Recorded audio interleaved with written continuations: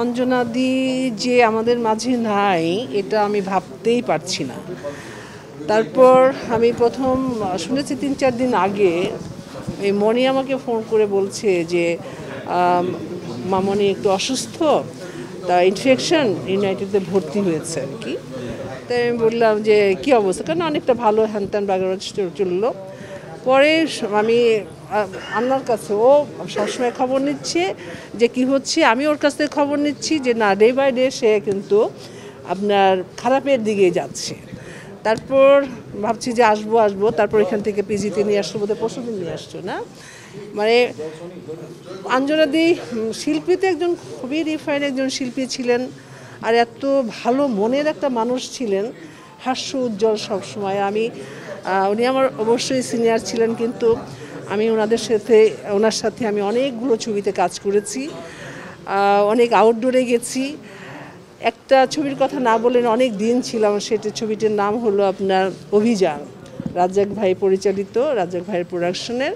আমরা ফতুল্লা থেকে যে বড় জাহাজ আছে না, যেটা মাল বোঝাই জাহাজ, ওটা গল্পটা ছিল আপনার ঢাকা থেকে সিলেটে যাচ্ছে আপনার পাথর কেনার, ওই গল্পটাই ছিল ওভাবে। আর তার সাথে একটা লঞ্চ ছিল খাওয়া দাওয়ার জন্য। একটি মাস আমরা যেখানে আপনার যে জাহাজ চালক যেখানে ঘুমায়, ছোট্ট একটা রুমে আমরা দুইজনে ছিলাম। তা সারাক্ষণ সুখে দুঃখের কথা হতো।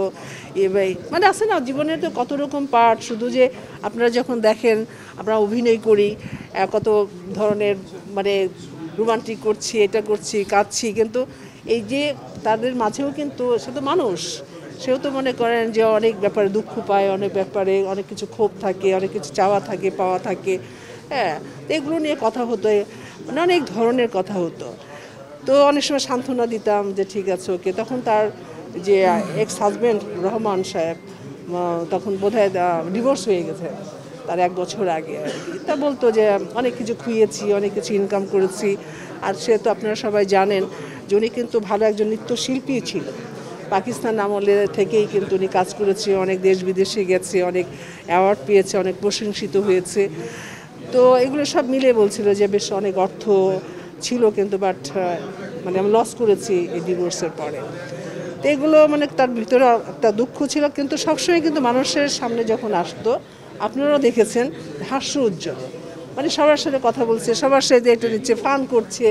হ্যাঁ, আর সব ধরনের শিল্পীদের সাথে, মনে করেন সিনিয়র থেকে শুরু করে জুনিয়র যারা, এদেরকেও কিন্তু গলা জড়িয়ে ধরছে, এদের কিন্তু সুখে দুঃখে তার পাশে থাকছে।